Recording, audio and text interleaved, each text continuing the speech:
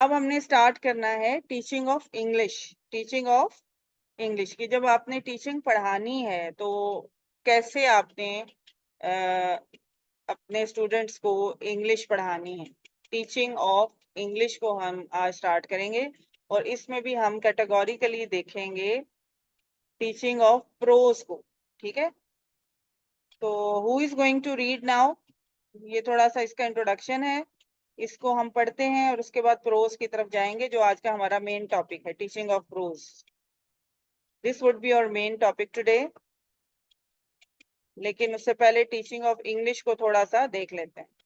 Teaching of English की हम बात कर रहे हैं कि when you are working as a teacher and you need to teach English to your students, what first of all you need to do is understand your learner needs, assess the proficiency level, that where at which proficiency level they are standing, whether they are at beginner level, whether they are intermediate level, or whether they are at brilliant level or advanced level.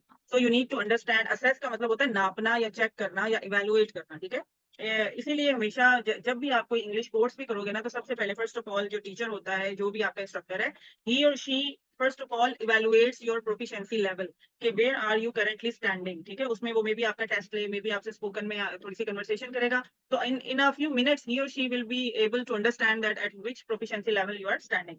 Then after spending some time with you, he or she is going to know about your learning style as well, so whether you are auditory learner, whether you are kinesthetic learner, or whether you are visual learner. And objectives of your student, और objective क्या है कि आप सिर्फ spoken के लिए आए हुए हो या आप सिर्फ कोई अपनी, जैसे बीएड का आपका तो ये एकेडमिक कोर्स है ना, तो आपने वो करना है, तो ये ऑब्जेक्टिव भी अपने स्टूडेंट्स का आपको पता होना चाहिए कि आप उनको क्या सिखा रहे हो, क्यों सिखा रहे हो।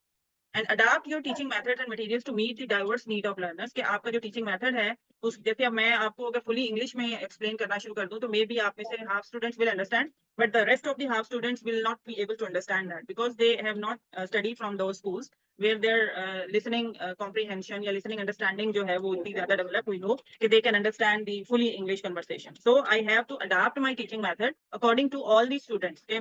मैं इस तरीके से आपको टीच करूं इंग्लिश के, आप में से जो मैक्सिमम स्टूडेंट्स हैं they can understand what I mean to say, और जो मैसेज है it should be delivered properly, कि जो मैं सिखाना चाह रही हूँ, जो मैं बताना चाह रही हूँ, वो मैक्सिमम स्टूडेंट्स तक उसका मैसेज पहुंच जाए। जी, रीड नंबर 2 पॉइंट।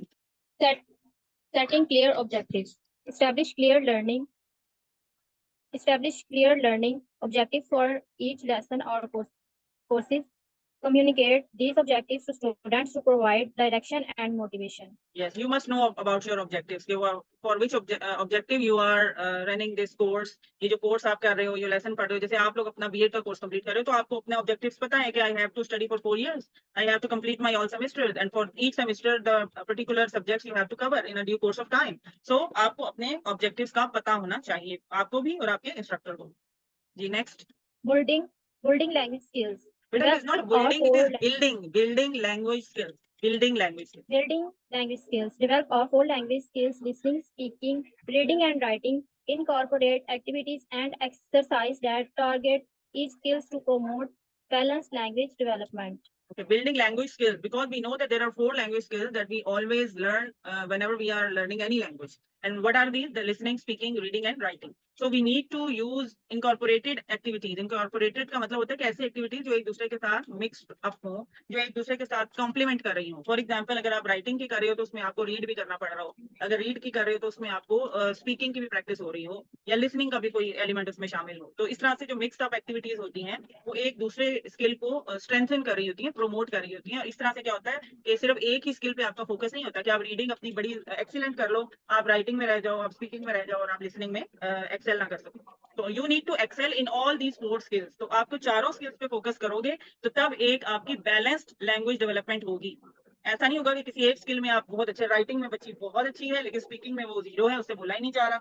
तो ये चीजें फिर नहीं होती अगर आप प्रॉपर उनकी बैलेंस तरीके से लैंग्वेज डेवलपमेंट करें तो। जी, हो रहा है।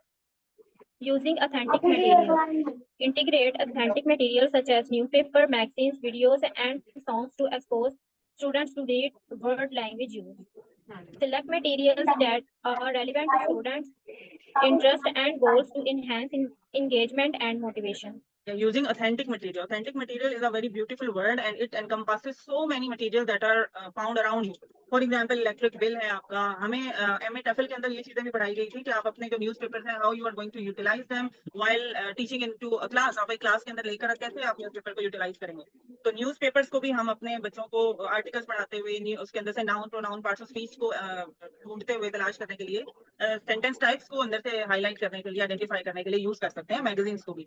सिमिलरली वीडियोस हैं, उनको कैसे आप यूज करेंगे, सॉन्ग्स, इवन जो सॉन्ग्स हैं उनको आप कैसे यूज करेंगे। ऑथेंटिक मटेरियल का मतलब होता है वो चीजें जो रियल लाइफ में एग्जिस्ट कर रही हैं आपके इर्द गिर्द, अखबार की शक्ल में है, बिजली के बिल की शक्ल में है, या आपके जो प्रोडक्ट्स आती हैं घर में, आपकी प्रोडक्ट्स आती है ना, टूथपेस्ट है, या आपका जो कोई परफ्यूम का बॉक्स है, टाइकम पाउडर है, ब्यूटी प्रोडक्ट्स हैं, इनके बाहर भी कुछ Yes. इंस्ट्रक्शन लिखी हुई होती है, तो आप उनको यूज करें, उनको पढ़ें, तो आपकी वोकैबुलरी इंप्रूव होती है। कॉस्मेटिक्स के बारे में आपको पता चलेगा, मेडिसिन के बारे में आपको पता चलेगा, उसकी पर्टिकुलर जो स्पेशल वोकैबुलरी होती है वो आपको पता चलेगी। ठीक है, तो ये ऑथेंटिक मटेरियल को भी अपने स्टडी के डोमेन के अंदर लेकर आना और उनको यूज करना, ये भी आपको आना चाहिए। जी, next. Cultural context. Incorporate cultural aspects into language teaching to provide context and relevant. Explore cultural differences and similarities to foster intellectual intercultural components. Competence understanding, कि ना सिर्फ अपने कल्चर को देखें, और जो आपका जो भी आप चीजें लैंग्वेज के लिहाज से पढ़ रही हैं ना, अपने कल्चरल पर्सपेक्टिव के अंदर उसको रह के पढ़ें। ये नहीं कि आप अगर इंग्लिश लैंग्वेज, ऑब्वियसली हमारी पर्सनल लैंग्वेज तो है नहीं, ये लैंग्वेज किन की है, हमने फॉरेन से ली है, ठीक है, बाहर के कंट्रीज से हमने ली है, यूरोपियन कंट्रीज से, वेस्टर्न कंट्रीज से ली है। So it doesn't mean that if we are learning the language, so we need to follow their culture as well. No, we will be living in our own culture and we will be studying it just as a language to improve our spoken skills. ठीक है, तो explore cultural differences and similarities. आप उनका culture उनकी language में पढ़ें, अपनी language में अपना culture उनको introduce करवाएं, and that's how a good society will be developed. कि कैसे कि आपके कल्चरल डिफरेंसेस एंड सिमिलैरिटीज जो है वो भी आगे आएंगे, वो आपको अप्रिशिएट करेंगे, आप उनको रेस्पेक्ट करोगे और अप्रिशिएट करोगे, और एक अच्छी ग्लोबल सिटीजनशिप जो है वो उसकी फजा कायम होगी। जी, next. Interactive teaching method. Engage students in interactive activities such as group discussions, role plays, debates, and games. Encourage active participation and collaboration to promote language acquisition and communication skills. Interactive का क्या मतलब होता है, मैंने आपको अपने last lesson में भी एक में बताया था। इंटरैक्टिव का मतलब होता है दो तरफा, ठीक है, कि जिसके अंदर स्टूडेंट्स भी इंगेज हो, इंटरैक्टिव हो, सिर्फ मैं बोलती जा रही हूँ और आप उसके अंदर उसको रिस्पॉन्ड नहीं कर रहे, या आप उसमें कोई अपना डिस्कशन में का पार्ट नहीं बन रहे हो ना, तो वो वन वे हो जाती है। तो टू वे ट्रैफिक को आप समझ लो कि इंटरैक्टिव होती है वो चीज। तो engage students in interactive activities such age group discussion, उनको ग्रुप डिस्कशन में लाएं, रोल प्लेस में लाएं जिसमें स्टूडेंट्स भी इन्वॉल्व हो, वो उसमें एक्ट करें, डिबेट्स करें, अपनी वो स्पीच का हिस्सा बने, एंड गेम्स के अंदर उनको लेकर आएं। Encourage active participation and collaboration to promote language acquisition and communication skills, कि जब वो लोग आपस में एक्टिवली पार्टिसिपेट करेंगे तो इससे क्या होगा कि मे बी आप में से कुछ बच्चे जो गुड एट स्पोकन है, तो they will be talking to each other, उससे क्या होगा कि लैंग्वेज एक्विजिशन और कम्युनिकेशन स्किल्स भी बेहतर होंगी, बिकॉज आपका एक्सपोजर बेहतर होगा, आप एक दूसरे से सीखेंगे। ठीक है, तो ये एक्टिव पार्टिसिपेशन लैंग्वेज एक्विजिशन के लिए भी जरूरी है। लैंग्वेज एक्विजिशन क्या है, लैंग्वेज का हसूल, यानी आपका सीखना लैंग्वेज का, तो मैं अंडरलाइन कर देती हूँ। लैंग्वेज एक्विजिशन का मतलब होता है कि जो आप लैंग्वेज सीख रहे हो, और कम्युनिकेशन स्किल्स क्या है, जो आपकी कम्युनिकेशन का अंदाज है, जो आपका एक तरीका कार है, जिस तरह से आप अपनी बातचीत करते हो, उसका पूरा तरीका कार वो भी बेहतर हो। Feedback and correction. Provide timely and constructive feedback on students' language use and performance. Offer corrective feedback in a sportive manner to help students improve their language accuracy and fluency. हाँ, अब ये क्योंकि आपके part के ऊपर है ना, आप टीचर हो और आप पढ़ा रहे हो, आप टीचिंग ऑफ इंग्लिश के बारे में बात कर रहे हो ना, तो what you need to do, what is your responsibility to provide timely and constructive feedback on students language use and performance, के बच्चे की जो भी परफॉर्मेंस है लैंग्वेज को लेकर, उसमें आपने टाइमली फीडबैक देनी। ऐसा नहीं कि बच्चे ने कोई मिस्टेक कर दी, उसकी मिस्टेक छोड़ दी, आपने इग्नोर कर दी, उसकी करेक्शन नहीं की, या उसको आपने अगर उसने अच्छा कुछ किया है उसको अप्रिशिएट नहीं किया। और कंस्ट्रक्टिव फीडबैक का मतलब होता है कि उसको जिससे फायदा हो। ठीक है, ऐसी ना हो फीडबैक कि तुमने तो बहुत ही बुरा किया है और बिल्कुल तुमने नकम्मा काम किया है और ये वो, इस तरह से कुछ उसको डिस्करेज नहीं करना। कंस्ट्रक्टिव फीडबैक देना है, जैसे आप कुछ गलती करते हो तो आपको मैं करेक्शन देती हूँ ना दरम्यान में कि बेटा ऐसे नहीं ऐसे करो, तो ये होती है कंस्ट्रक्टिव फीडबैक, जिससे आप लोग की करेक्शंस होती हैं और आप बेहतर होते हो दिन ब दिन। Offer corrective feedback in a supportive manner to help students improve their language accuracy and fluency. जी, नेक्स्ट पढ़ें language assessment. Language assessment. Use a variety of assessment methods to evaluate students' language proficiency and progress. Assess listening, speaking, reading, and writing skills through quizzes, tests, presentations, and projects. Yes, after your teaching method, आप जब आपने utilise कर लिए, आपने authentic material use कर दिया, आपने बच्चों को पढ़ा लिया, फीडबैक भी दे दिया, उनकी करेक्शंस भी करवा दी, अब उसके बाद आपका क्या काम है, what is your responsibility to assess, उनकी असेसमेंट लेना, चेक करना, क्विज के जरिए करें आप, चाहे उनके टेस्ट के जरिए करें, उनका स्पोकन का टेस्ट लें, उनका लिसनिंग का टेस्ट लें, उनका स्पीकिंग, रीडिंग, राइटिंग, सब के जो उनके प्रेजेंटेशन बनवाएं, प्रोजेक्ट्स करवाएं, तो इससे क्या होगा कि आप उनकी लैंग्वेज की असेसमेंट कर रहे हो, और इससे आपको पता चलेगा कि वो डे बाय डे कैसे बेहतर से बेहतर होते जा रहे हैं, उनके अंदर कितनी लैंग्वेज में इंप्रूवमेंट आ रही है। जी, नंबर 9।